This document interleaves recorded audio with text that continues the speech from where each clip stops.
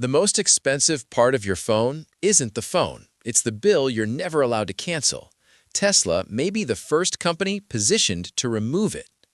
This video breaks down how Tesla could eliminate phone bills entirely and why that idea suddenly looks realistic instead of impossible. The premise is simple but uncomfortable.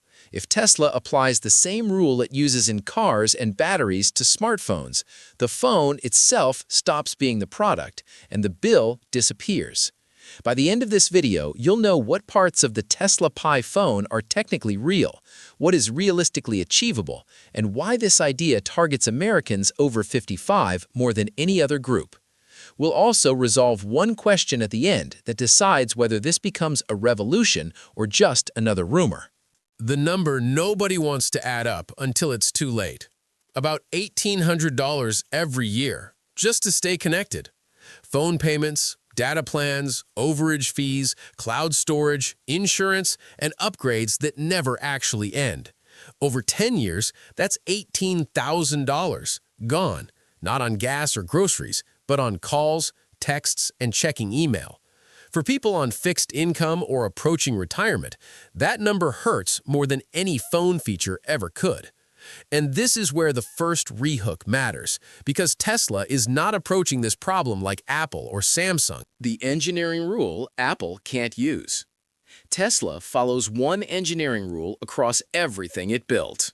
Remove the middleman, remove the recurring failure, remove the dependency. That rule is why Tesla cars have fewer parts, fewer service visits, and lower lifetime costs. Now, apply that rule to phones. Apple and Samsung sell you hardware once, then charge you forever to use it. Tesla does the opposite. Cars, batteries, energy storage, satellites, and AI all exist before the phone ever does, which means the phone doesn't need to make money on its own. And that single difference changes everything about how it could be built. Why Tesla doesn't need your phone bill. Tesla's revenue does not depend on carrier contracts. It comes from electric vehicles, energy storage, grid-scale batteries, satellite internet, and AI software already operating at scale. Starlink alone already covers nearly all of the United States. That matters because connectivity is the most expensive part of phone ownership, not the phone itself. If Tesla controls the satellites, the batteries, and the hardware stack, then selling connectivity separately stops making sense. And that's where the Pi phone idea stops sounding crazy. Starlink is the pivot, not the phone. Starlink Direct-to-Cell already exists. It's being tested. It's active for emergency services, and it connects directly to low Earth orbit satellites without traditional towers. That means coverage in rural areas, during outages, and in places cell networks fail. Now here's the important grounding point. This does not mean unlimited high-speed data everywhere. What it realistically means is baseline connectivity for calls, texts, navigation, and essential data, with automatic fallback to Wi-Fi or cellular when available. And for Americans over 55, that solves the problem they actually have, staying reachable, safe, and independent, without paying carriers every month. Pause for a moment, because this is where most people misunderstand the idea. This is not about beating the iPhone. This is about removing the bill. Everything else flows from that. And now we need to talk about the part that kills phones faster than anything else. Battery life is the real upgrade cycle. Most people don't replace phones because they want to. They replace them because the battery collapses. Lithium-ion batteries lose capacity fast under heat and daily charging.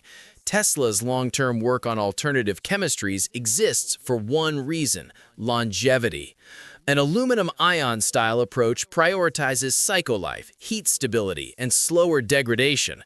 That doesn't mean record-breaking benchmarks. It means a phone that still feels usable 5 or 6 years later.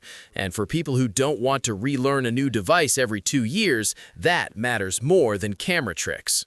Designed for use, not for show. Most modern phones are designed to look good on tables, not in hands.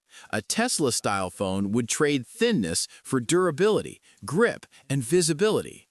Brighter screens for outdoor use, matte finishes that don't slip, and interfaces that don't hide basic functions behind menus. This isn't about minimalism, it's about reducing friction, and friction is what drains patience over time. The software gamble. This is the riskiest part of the entire idea. Software. Apple and Google own ecosystems built over decades. Tesla would not compete by copying them. Instead, it would reduce scope. Calls, messages, navigation, banking, video calls, and voice control done locally. Fewer apps, less tracking, less data extraction. That's not attractive to power users, but it's very attractive to people tired of complexity. The risks Tesla can't avoid. Now we need to be honest. There are real risks. A smaller app ecosystem, fewer physical service locations, first-generation hardware issues, social lock-in with iMessage and FaceTime. This product would not be for everyone, and that's exactly why it could still succeed. Earlier, I said we'd answer one question that decides everything. Here it is. This phone doesn't need to replace your iPhone. It only needs to replace your bill. If Tesla delivers reliable connectivity, long battery life, and durability without monthly fees, then the phone becomes infrastructure, not a fashion item, not a subscription trap. Infrastructure lasts, and infrastructure changes behavior. So here's the real debate, not a soft opinion question. If a phone costs more upfront but removes $18,000 in lifetime bills, is it irresponsible not to switch? Or do ecosystems matter more than ownership freedom? Pick a side in the comments, because this argument isn't about phones anymore. It's about who controls the cost of staying connected. If you want analysis that cuts through rumors without killing the vision, subscribe. We don't chase hype here. We measure whether it actually changes your life. The part no one is asking, and why it matters. There's one uncomfortable truth we haven't addressed yet. If a phone actually removes your monthly bill, someone else loses billions. Carriers don't make money selling service. They make money selling dependence.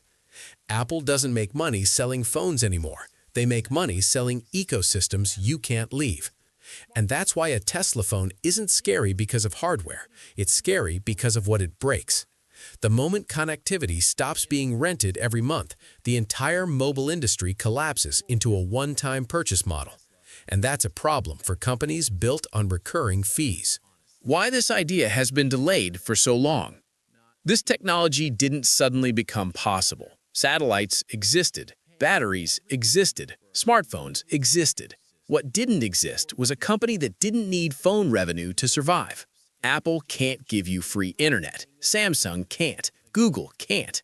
They would destroy their own business. Tesla wouldn't.